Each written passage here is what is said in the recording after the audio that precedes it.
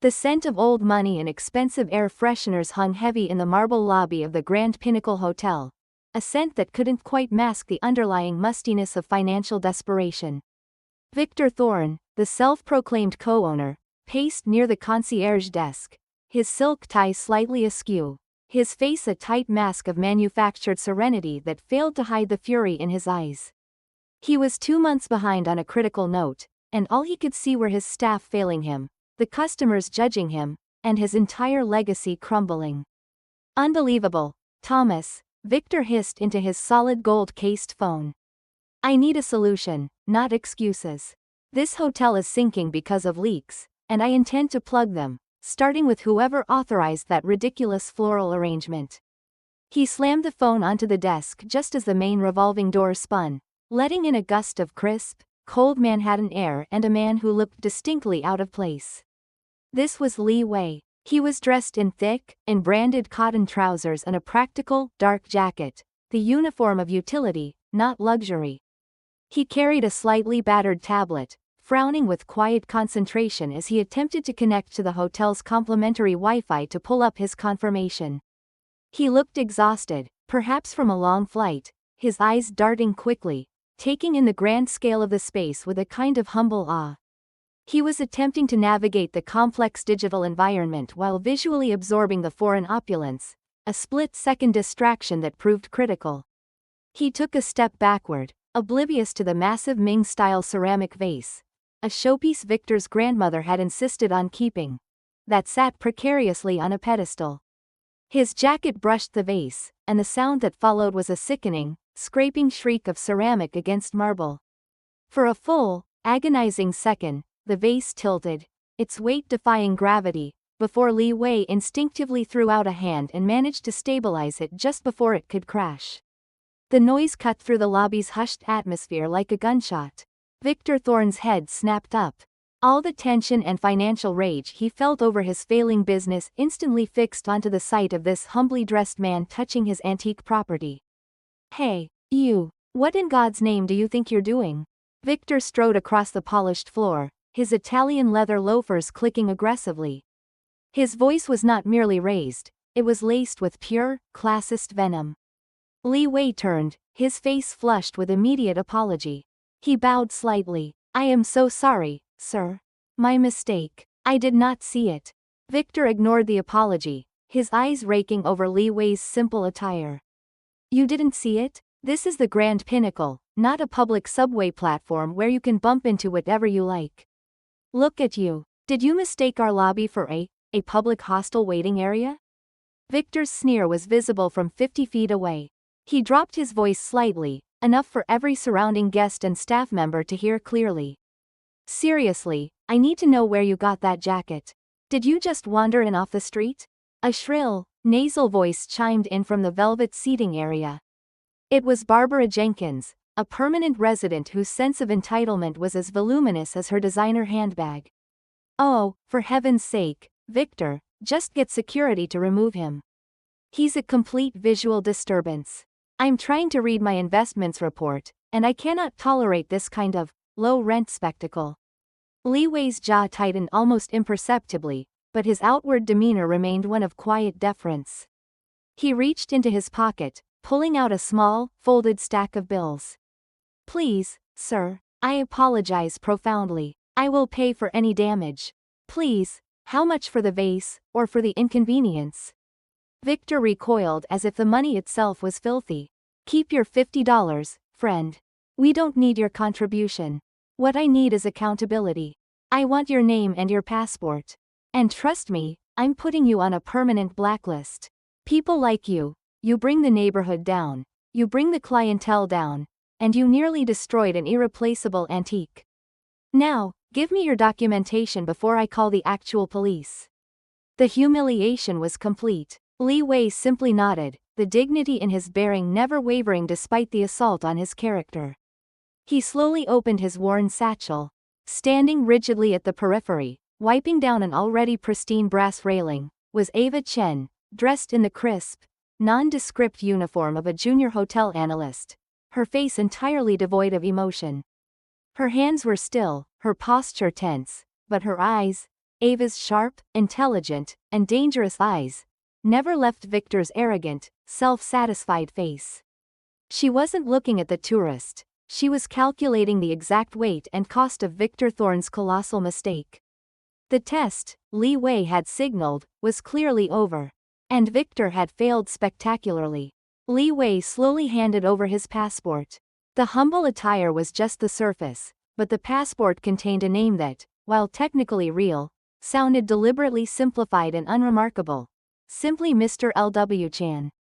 Victor snatched it, barely glancing at the photo, his lips curled in a tight, judgmental sneer as he registered the place of issue.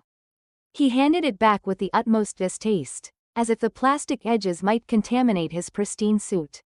Right. L.W. Chan. Let's make sure this name never darkens our door again. Victor wiped his hands subtly on his trousers after touching the document. Now, if you are finished creating a scene for our paying customers, please go back to your room and await instructions regarding the security report. As Li Wei collected his things, an internal alarm bell echoed a memory from 25 years before, sharp and clear. The lights of the high-rise restaurant in Shanghai were dazzling, reflecting off the pristine silverware. Young Li Wei, barely out of university but bursting with an idea that would revolutionize logistics, was meeting a potential partner, a middle-aged, established Western executive named Gerald. Li Wei had meticulously practiced his English, rehearsing the complex business terms he needed to convey his passion. The meeting had gone smoothly until Gerald ordered a bottle of high-end Bordeaux. When Li Wei, attempting to participate, stumbled over the French pronunciation, Gerald had burst into loud, grating laughter. "Oh, bless your heart, kid," Gerald had choked out, wiping a tear of amusement. "You really tried. Stick to the numbers, okay? Let the grown-ups handle the actual luxury. You just don't have the palate for it, or the cultural understanding." The humiliation had been immediate, scalding. It wasn't just about wine, it was about being treated like a child, like a provincial novelty whose ambition was cute but whose background was inherently limited. Li Wei had smiled, apologized, and finished the deal, but the lesson etched into his mind was permanent. Money alone wasn't enough. True power lay in ownership, in controlling the environment, in having the authority to deny the Gerald Thorns and Victor Thorns of the world the ground they stood on. Returning to the Grand Pinnacle's stifling present, Li Wei felt the old anger, cold and crystalline. He still played the role of the apologetic tourist. "Sir, I understand. But before I leave, perhaps I could reserve the grand ballroom for a simple family reunion? A large, private event for next month?" he asked politely, presenting the most ridiculous, humble request possible. Victor threw his head back and laughed, a loud, hollow sound that echoed off the high ceiling. "A family reunion? Here? Mr. Chan, the grand ballroom is reserved for international galas, corporate conventions, and the kind of clientele who actually understand the concept of a minimum spend. That room isn't for reunions. It's for serious clients only. Try the community center downtown. They probably have a nice gazebo." As Victor turned his back in dismissal, Ava Chen, the quiet COO in the junior uniform, approached Li Wei. She held out a small, freshly folded hand towel, her eyes fixed on the marble floor. Her voice, however, was a perfectly disguised whisper, rapid and low. "Mr. Chairman, the initial investment terms are unfavorable. The target is too proud to cooperate, and the due diligence phase confirms heavy internal corruption. Your initial plan is a non-starter." Li Wei took the towel, his hand briefly touching hers, a signal of perfect understanding. He gave the faintest, almost invisible nod. The initial plan had been a quiet acquisition to save the hotel, a test of character for the current management. Victor Thorn had not only failed the test, he had spat on the examiner. "Understood, Ava," Li Wei whispered back, his voice still meek enough to be mistaken for an apology. "Proceed to Plan B. I want everything he owns." Victor, oblivious to the secret, deadly conversation happening 3 feet away, called out to the staff. "And you people, keep a very close eye on Mr. Chan. Don't let him near anything breakable, or anything valuable. He seems to have a habit of touching things that don't belong to him." His words sealed his fate. escalating the tension from a mere incident into a personal vendetta against a man who could buy his entire world with a single signature. The next morning, the temperature in the Grand Pinnacle's executive meeting room felt several degrees below freezing. Victor Thorn, impeccably suited, stood before a handful of nervous mid-level managers and the hotel's long-suffering general manager, Mr. Davis. Victor had called this meeting, not for strategy, but for a public execution intended to demonstrate his power and distract from the hotel's abysmal balance sheet. "Gentlemen, let's talk about accountability," Victor announced, his voice slicing through the silence like ice. He pointedly ignored Mr. Davis, a decent, weary man who had dedicated 20 years to the hotel. "Our reputation is critical, and frankly, it is being undermined by a failure to properly vet our guests. Or, should I say, non-guests." Victor produced a crisp printed sheet of paper, a fabricated security incident report. He made no mention of the near-broken vase. Instead, he painted a picture of intentional disturbance. "Yesterday, we had a major security lapse, a clear sign that standards are slipping. A certain individual, claiming to be a tourist, caused a public scene, intimidated our long-term residents, and generally reduced the caliber of the experience we promise. This falls under the general manager's purview, doesn't it, Davis?" Mr. Davis cleared his throat, his face pale. "Sir, with respect, I reviewed the camera footage. It was an accident. The guest was quiet and offered to pay." Victor slammed his hand on the table, making the water glasses jump. Silence. "You see, this is the problem. Enabling mediocrity. Your inability to exercise proper discretion, Davis, and your failure to recognize a low-class grifter when he's standing in our lobby. That's a fireable offense." He then turned his attention back to Li Wei. Li Wei was seated quietly off to the side, ostensibly there to be part of the review, as if he were merely an observer of the disaster he had created. Victor walked straight to him, holding out a waiver form. "And you, Mr. Chan," Victor drawled, tapping the paper. "Just to ensure we have no further misunderstandings, or expensive lawsuits, I need you to sign this document.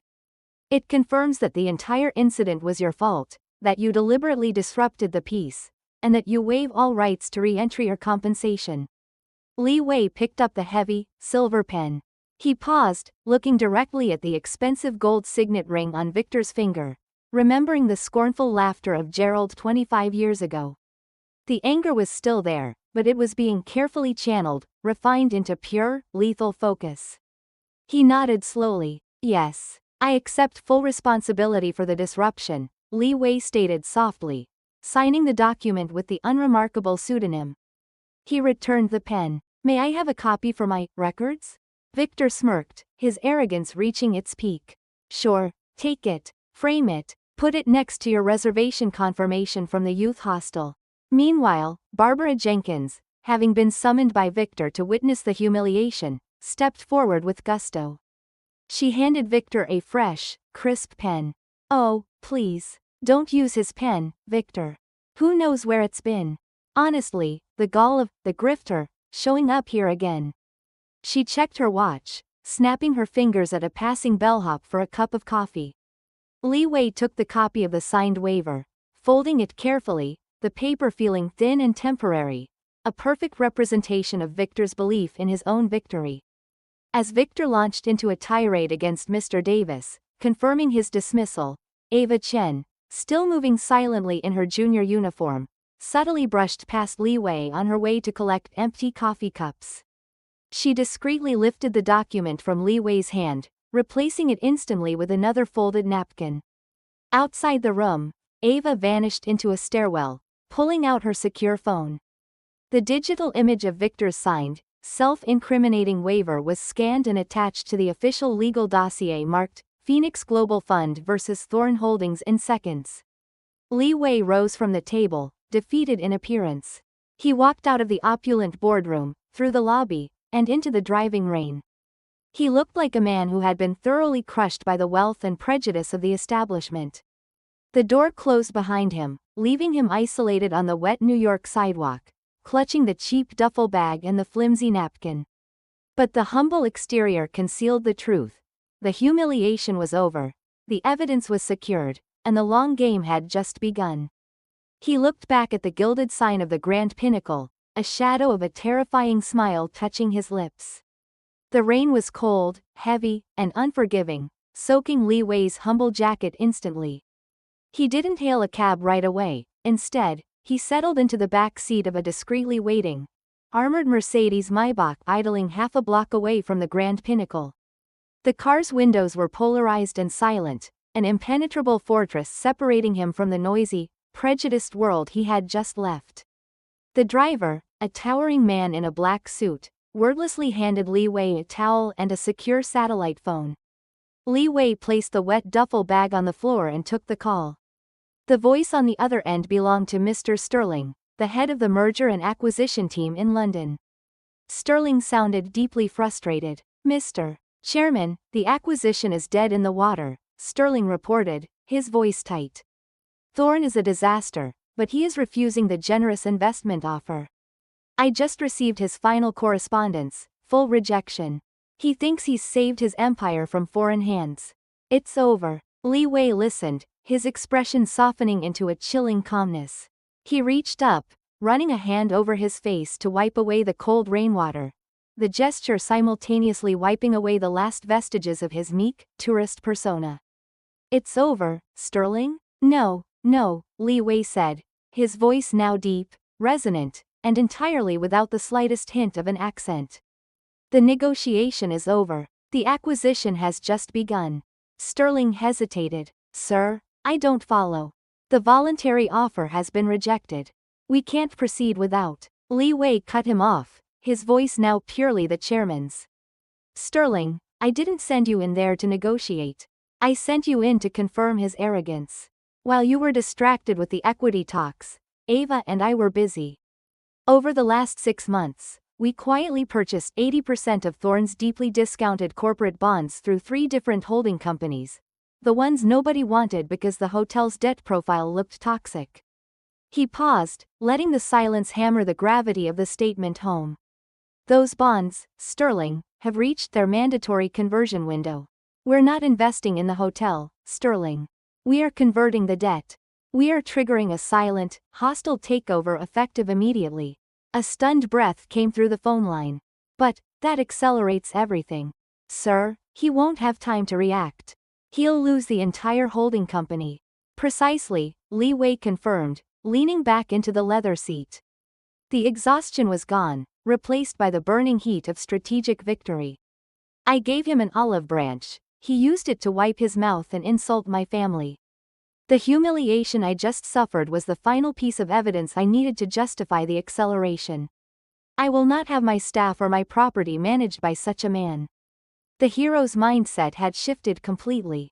He wasn't the victim anymore, he was the executioner, and he intended to use the law as his scalpel. He pulled a fresh, crisp shirt from a garment bag and began methodically changing out of the wet, humble clothing. "Ava is off the books now," Li Wei instructed. "Pull her cover immediately. Get her the full legal team and schedule an emergency, mandatory board meeting for 10 a.m. tomorrow. We will be holding it at the Grand Pinnacle, in the Grand Ballroom." I want the irony to be absolutely impossible to ignore. He looked out the window at the towering, luxurious hotel sign, the rain washing down the neon letters. Li Wei hadn't just endured the insult, he had catalogued it, sealed it, and used it as the justification for total annihilation. He zipped up the garment bag containing his old, humble clothes, a symbol of the disguise he no longer needed. The time for humility was over. The time for ownership had arrived. The clock was ticking toward the mandatory board meeting, but Li Wei and Ava Chen worked with the cold, silent efficiency of surgeons preparing for a critical operation. They weren't in a lavish office, they were in a minimalist, high-security command center, the walls lined with monitors displaying the intricate, hemorrhaging balance sheets of Thorn Holdings. Ava, no longer in her junior uniform but sharply dressed in a slate gray suit, briefed Li Wei on the final legal maneuver. "The bond conversion documents are filed. By 9 a.m. tomorrow, the transfer of ownership is legally irrevocable," Ava stated, her voice precise. "We've also prepared severance packages for everyone Victor tried to fire, plus retention bonuses. We need their loyalty when the dust settles." Li Wei nodded, his gaze distant. Mr. Davis, make sure his new contract is sealed first. He showed dignity when Victor had none. He then pulled out the folded waiver he had signed, the document where he confessed to being a disruption. He smoothed the creases with a contemplative hand. Keep this. Exhibit A. The cost of arrogance. Meanwhile, across town, Victor Thorn was bathed in the warm, golden glow of self-congratulation. He sat at the Grand Pinnacle bar with Barbara Jenkins, a bottle of impossibly expensive single malt scotch chilling nearby. The air smelled like success, a scent entirely fabricated by Victor's own delusion. See, Barbara? I told you, Victor slurred slightly, admiring the new, heavy, custom-made watch gleaming on his wrist. It was his reward for saving the hotel. That little tourist thought he could intimidate me. Thought I'd be desperate enough to take their cheap foreign money. We dodged a bullet. The Pinnacle is safe, and the trash is outside where it belongs. Barbara nodded sagely, sipping her cocktail. You handled that with marvelous firmness, Victor. It's important to maintain standards. These people, they simply don't understand the caliber of environment we deserve. Victor was so engrossed in his celebration that when a single, official-looking envelope arrived via courier, a nondescript document from an entity called Red Sky Capital, he barely spared it a glance. It was a formal notification of default on a small, specific loan connected to a distant piece of his personal holding company's collateral. Victor's face tightened in annoyance. More junk mail from those vulture funds, he muttered, crumpling the notice and tossing it dismissively into a nearby trash bin. They smell blood, but they're too late. They missed the main event. He raised his glass to Barbara. To victory. To keeping the riff-raff out, and to the eternal glory of the Grand Pinnacle. He never realized that Red Sky Capital was merely one tiny, almost untraceable branch of Li Wei's enormous Phoenix Global Fund. He never realized that the crumpled, discarded notice in the trash bin was the final, legal pin that Li Wei had just pulled, ensuring that when the takeover was complete, Victor Thorn would be stripped not just of the hotel, but of his personal wealth, too. The trap was set, silent, invisible, and utterly devastating. Victor was celebrating his last free hours of false security. The Grand Pinnacle's ornate, high-ceilinged grand ballroom, the very space Victor Thorn had mocked Li Wei for asking about, was now set for an emergency meeting. The huge, mahogany table, usually reserved for state dinners, was surrounded by uncomfortable shareholders and the few remaining board members, all summoned by mysterious, legally binding notices that morning. The air was thick with confusion and apprehension. They all knew the hotel was struggling, but the urgency of this meeting felt apocalyptic. Victor Thorn strode in exactly 5 minutes late, projecting an air of annoyed control. He still believed he was calling the shots. He adjusted the cuff of his new, ostentatious watch, pausing to exchange a quick, smarmy wave with Barbara Jenkins, who was hovering near the entrance, pretending to organize paperwork just to be present for the drama. Apologies for the inconvenience, ladies and gentlemen, Victor announced, taking the head chair with a flourish. Some foreign vultures attempted a hostile investment, but I swiftly dealt with them. Now, we're here to discuss my renewed strategy to shore up our capital and eliminate dead weight. He was about to launch into his prepared remarks when the large oak doors swung open. A figure entered, drawing every eye in the room. It was Ava Chen, no longer the silent girl in the junior staff uniform. She wore a perfectly tailored suit that screamed 5 figures and carried herself with the lethal confidence of a seasoned corporate warrior. She was accompanied by 2 stern-looking men in conservative ties, Li Wei's legal counsel. Ava simply sat down at the table, directly across from Victor, and opened a sleek, black briefcase, pulling out a thick stack of documents. Whispers immediately broke out among the shareholders. Who is she? Why is she here? Victor's face tightened. Excuse me, who invited you? This is a private board meeting, not a venue for fired junior staff to make a statement. He gestured toward security, who, oddly, remained static, their faces blank. Ava didn't even look at him. She merely checked her watch and then spoke to the empty space at the end of the table. We are precisely on time for the mandatory 10 a.m. start, Mr. Thorn. The requisite quorum has been established. Before Victor could muster a truly damning retort, the door opened a final time. Li Wei walked in. He was no longer wearing the humble, wrinkled jacket. He was wearing a dark, impeccably tailored suit, every line perfect, every fold razor sharp. His hair was slicked back, revealing a forehead creased with intellectual rigor, not fatigue. His bearing was regal, quiet, and absolutely terrifying. The simple, slightly nervous tourist was gone. In his place stood the chairman of a global financial fund. Victor Thorn froze, a half-formed, condescending smirk dying on his lips. His mouth opened, but only a dry, rattling sound came out. He couldn't process the visual contradiction. The man he had banished as the grifter was now standing in his ballroom, looking like he owned the building. Li Wei walked slowly, his gaze sweeping the room, acknowledging Ava and his legal team with a minute dip of his chin. He stopped right beside Victor's chair, close enough that Victor could smell the faint, expensive sandalwood of his cologne. Security, Victor finally managed to rasp, his voice high and panicked. I told you to blacklist this man. Get him out, now. One of Victor's own security guards, a large man named Frank, stepped forward, but he stopped 2 paces short of Li Wei and instead placed a hand on Victor's shoulder. Frank's face was apologetic, but his grip was firm. Li Wei reached into his inner pocket and retrieved the wrinkled, slightly creased check-in receipt from his humble booking, holding it up for Victor to see. He looked Victor directly in the eye, his voice smooth and lethally calm. Before we begin this meeting, Mr. Thorn, Li Wei said, his voice carrying the authority that comes with controlling billions, let me properly introduce myself. The sudden appearance of Li Wei, transformed and commanding, caused the ballroom to erupt in a flurry of hushed, panicked exchanges. Victor Thorn was beyond shock. He was cycling through denial and rage, his face slowly draining of its healthy color. This is impossible, Victor stammered, appealing desperately to the board members.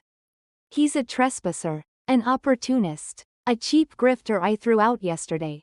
Does anyone here believe this farce? Before the board could answer, and before Victor could fully regain his composure, Li Wei's chief legal officer, Mr. Hayes, stepped forward with the confidence of an undertaker. Mr. Thorn, with all due respect, this is no farce, Mr. Hayes stated, his voice booming slightly in the vast room. On behalf of my client, Mr. Li Wei, chairman of Phoenix Global Fund, I can confirm that as of this morning, 10 a.m. Eastern Time, Phoenix Global Fund successfully converted 80% of Thorn Holdings' corporate debt bonds. This action was legally mandated and executed pursuant to the terms of the bond indentures. The board records have been updated. He paused, stacking the documents neatly. The chairman of Phoenix Global Fund, Mr. Li Wei, is now the majority shareholder of the entire Grand Pinnacle hotel chain. The revelation landed with the force of a physical blow. Victor stumbled back, nearly falling into his chair. No, I rejected your offer. I rejected your dirty money. The negotiation was over. Li Wei finally spoke, his eyes unwavering as they fixed on Victor's desperate, sweaty face. I was only a tourist looking for a room, Mr. Thorn. I offered you my investment, a generous partnership. But your rudeness, your prejudice, and your lack of basic human decency forced me to accelerate my timeline. I realized that this company needed not a partner, but a total overhaul, a cleansing. Li Wei then nodded to Ava Chen, who now stood tall and poised. Ava stepped to the front and projected a detailed financial report onto the large screen at the end of the ballroom, not the glossy promotional deck Victor was used to, but raw, devastating data. It detailed years of Victor's financial mismanagement, expense padding, and reckless spending, all compiled meticulously while she posed as a junior analyst. Li Wei picked up the crumpled waiver he had signed the day before, smoothing it out again. And finally, we have Exhibit A. He held up the document for the board to see.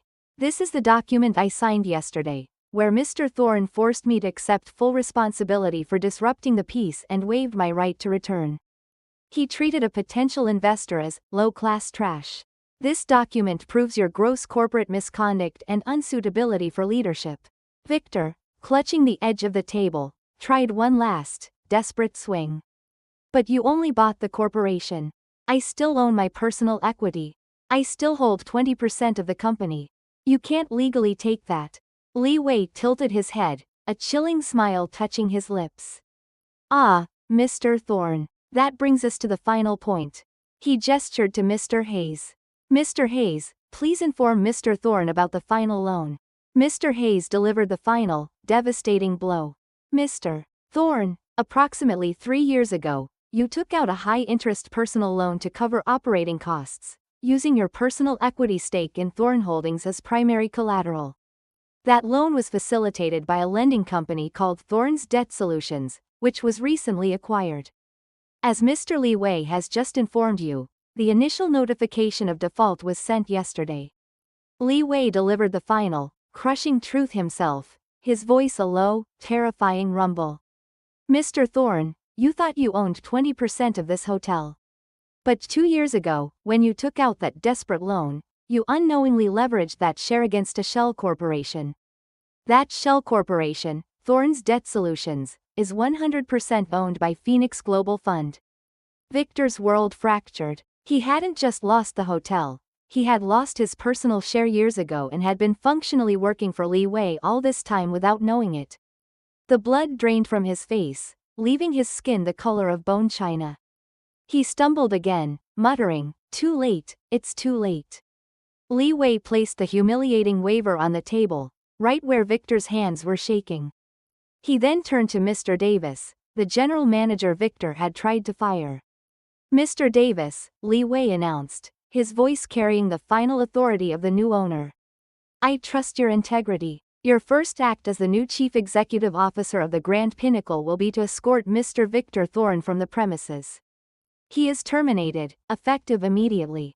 Victor Thorn's exit from the Grand Ballroom was a pathetic, strangled thing. He tried to argue, to deny, to threaten, but Mr. Davis, now the newly appointed CEO, was firm. Supported by Frank, the head of security now loyal to the new owner, Victor was escorted from the hotel he believed he had owned, his face glistening with tears of sheer, devastating shock. His custom-made watch was removed for inventory, and he was handed a small, generic cardboard box containing the few personal effects from his desk. The luxury car he had driven was impounded as part of the collateral seizure. He was left on the sidewalk, utterly stripped of identity and wealth. Li Wei watched the immediate aftermath unfold with quiet professionalism. He instructed Ava Chen to ensure that every single staff member who had witnessed the earlier humiliation, from the bellhop to the junior concierge, received a significant bonus and an updated contract emphasizing respect and merit. He didn't seek revenge against the staff, he sought to establish a culture of dignity. His handling of Barbara Jenkins was swift and bloodless. Ava approached the long-term resident, who was still muttering about foreign interference, and handed her a formal, polite notice. "Ms. Jenkins," Ava said, her voice entirely devoid of emotion. "The new ownership finds your conduct toward the service staff to be incompatible with our revised standards of community. Your lease is hereby rendered non-renewable, effective immediately." Barbara tried to protest, but she found that the staff who once bowed to her now met her gaze with cool indifference. She, too, was instantly rendered unwelcome. The following day, Li Wei sat in the large, leather chair of the CEO's office, Victor's old office, looking out over the Manhattan skyline. He wasn't celebrating. He was consulting with Ava and Mr. Davis, discussing the massive structural and ethical reforms needed. The Grand Pinnacle was immediately renamed the Sanctuary, a physical representation of the commitment to a new beginning. "We don't just repair the balance sheet, Ava," Li Wei said, his fingers tracing the spine of a new training manual. "We repair the spirit. Never allow the appearance of a person to dictate the quality of their service, or the perception of their worth." 5 years melted into the past. The sanctuary was thriving, a global beacon for inclusive luxury and ethical management, consistently ranked #1 for employee satisfaction. Victor Thorn, the once proud co-owner, now worked a minimum wage graveyard shift at a budget rental car kiosk outside Newark. He wore a stiff, polyester uniform and bore the constant, heavy fatigue that comes from trying to make ends meet in a job where he was entirely expendable. His job was simple: Listen to the endless complaints of weary travelers and resolve them politely, no matter how rude the customer. Every sneer, every rolled eye, every shouted insult from a cheap suit customer had to be met with a rote, patient apology. He was forced to exercise the exact humility he had once destroyed in others. He was trapped in a form of poetic, living penance, serving the very class of people he once despised. Li Wei, looking over the latest quarterly report, which showed record profits for the sanctuary, thought back to the crumpled waiver and the cold rain. He realized that true victory wasn't just buying a hotel, it was fundamentally changing the narrative for every employee and every future guest. He smiled, a gentle, satisfied curve of the lips. The final lesson was clear, echoing from the gleaming marble lobby of the now rebranded hotel. The highest price of arrogance isn't financial loss. It is the opportunity you never even realized you discarded, and the dignity you forfeited when you assumed you could measure a person's worth by the clothes on their back.